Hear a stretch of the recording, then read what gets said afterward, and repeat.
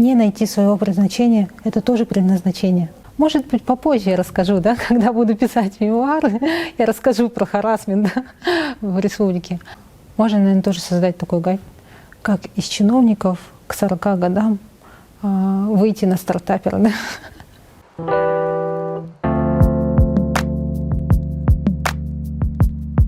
Конечно, да, сила — это мое второе имя.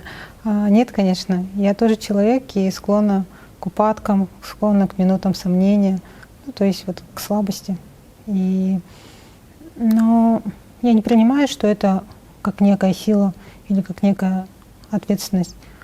Ну, потому что так нужно, по-другому я не могу. И поэтому, когда ты веришь и делаешь то, что рождается у тебя, ну, да, в твоей голове, в твоем сердце, и доносишь это до мира, то это, конечно, большая ответственность и большая задача, как объяснить, как замотивировать. И, ну, получается.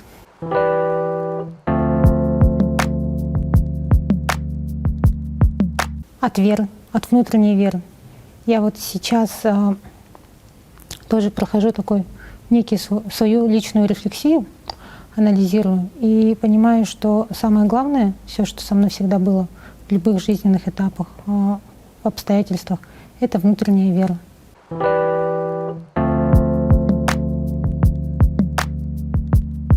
Сейчас очень модно вот делать натальные карты, бадзи, да, вот разбирать свою ментальную карту, личностную. И, наверное, так по звездам сложилось, что я рождена под звездой лидера, но к этому я пришла не сразу. Я честно признаюсь, что в основном я всегда жила с синдромом самозванца. Отрицала свои лидерские качества, отрицала свои профессиональные, личностные качества, где-то себя недооценивала. Лидер — это же не должность, лидер — это даже не призвание, а лидер — это та же самая ответственность. И если ты хочешь добиться своей поставленной цели, в которую ты веришь, то тебе приходится быть лидером.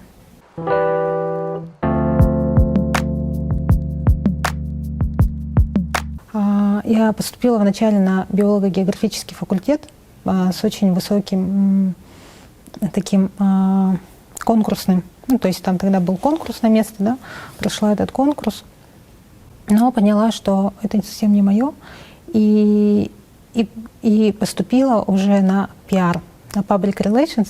И в те года люди вообще не понимали, что такое пиар. Я сама не могла объяснить, что это такое, да. В целом тогда это, ну, начало 2000-х, 2000-е года, даже конец, ну, вот 90-х, 2000-й год. И вот рассказать, что такое пиар, что такое реклама, маркетинг, это было так достаточно сложно. И я просто всем объясняла: Попова Рита, ПР — это судьба. Потом дальше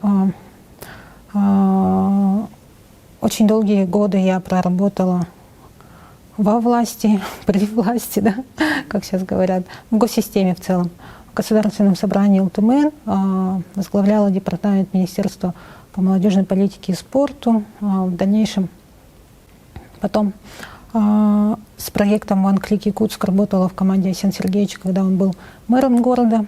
И One Click это был таким очень прогрессивным инструментом, ну, вообще такой региональной практикой в масштабах страны. И этот проект, конечно, поглотил мои годы, ну, буквально 7 лет, да, я дала этому детищу. И можно сказать, что это такой некий закрытый Гельштадт, потому что именно на нем в последние моменты я очень профессионально выгорела.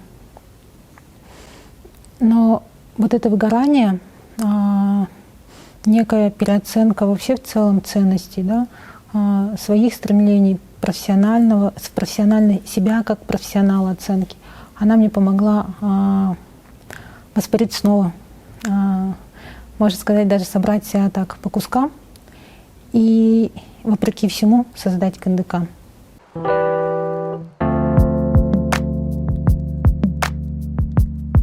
Не то чтобы сталкивалась именно вот с каким-то таким предвзятым отношением, не могу так сказать.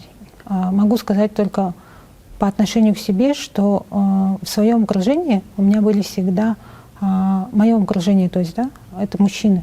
Мужчины, коллеги, мужчины, конкуренты, мужчины, партнеры. И один раз я себя очень четко поймала на мысли, что я равняюсь всегда к мужчинам, пока мне моя подруга сказала, почему ты равняешься именно на мужчин, а не на женщин. Ты им будешь проигрывать всегда, потому что он мужчина, а ты женщина. И даже не проигрывать и не выигрывать, а ты не можешь с ними никак равняться.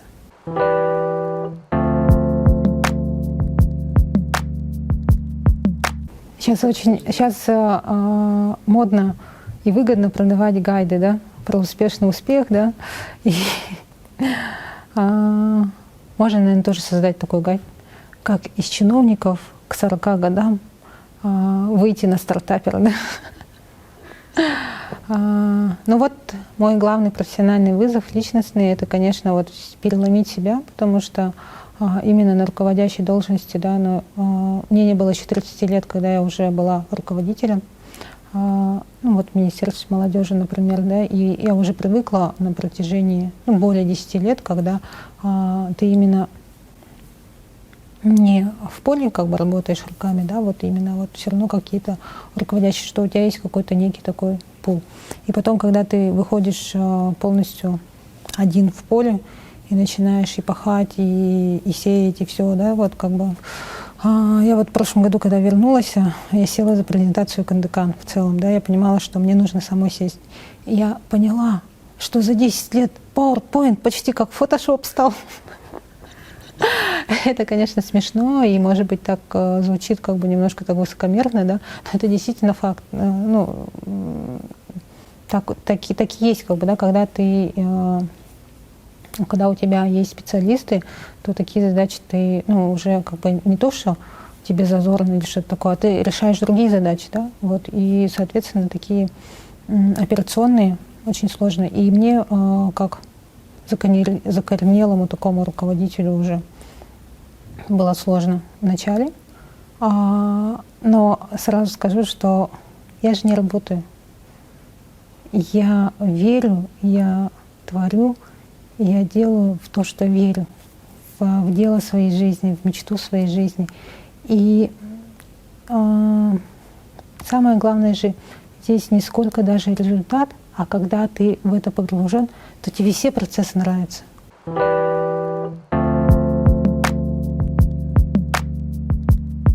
Я не могу объяснить, как они приходят. Они приходят вот так по вспышке.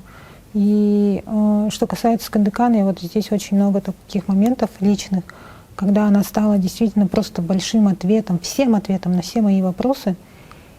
И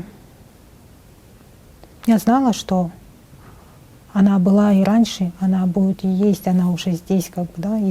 Но объяснить и сейчас, сидя вот перед тобой, я не могу, как бы, да, просто простым человеческим, рациональным языком. Но это о том, что есть вещи на порядок выше, да? Не то, что выше, а как-то, которым не нужны слова, но которые откликаются здесь у нас. И ты идешь просто по зову сердца, по зову души или что-то такое. Вот. И также и люди вокруг тебя, которые ты как фонариком начинаешь светить, и тебе в ответ такие внутренние фонарики светят, да? И вы вот как единый объединяетесь в единый такой энергетический свет и что-то творите, что-то делаете.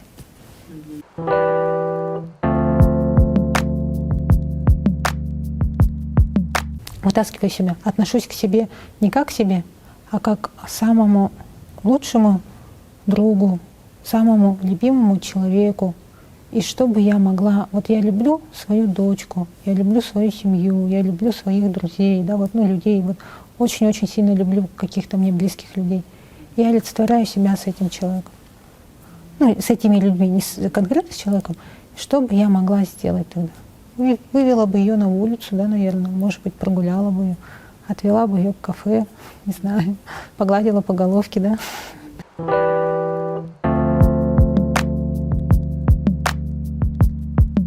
К сожалению, Я словила дзен к 40 годам, но лучше его словить к 20.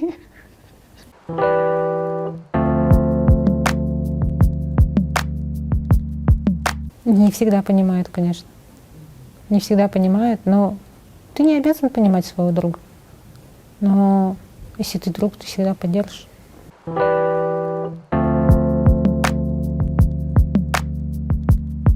Получить контракт с Диснеем, привезти в Якутию первый «Оскар».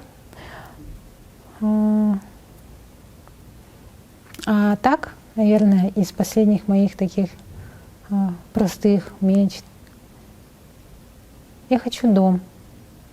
Потому что в последние годы вот именно моя кочевая кровь, да, такая смесь, вот, я прямо кочую. То есть постоянно вот, ну, там квартиру тоже, да, приходилось перепродавать или что-то такое, да, вот, ну, квартиру. Вот, там. И чтобы реализовывать проект, в прошлом году я продала свою квартиру, купила маленькую квартиру дочери, потому что для ребенка я считаю, что как бы маму туда не занесло, в какие бы дебри, да, в какой бы стартап, ну, у ребенка база, необходимо ее как бы закрыть. Очень трудно варьировать, да, между... я говорю, у меня как это, пирамида Маслоу наоборот. Вначале что-то созидательное, что-то такое для мира, а вот на базовые потребности они где-то там. Это тоже, ну, как бы это не то, что не есть правильно или что-то такое. Ну, в моем случае так получилось. Да?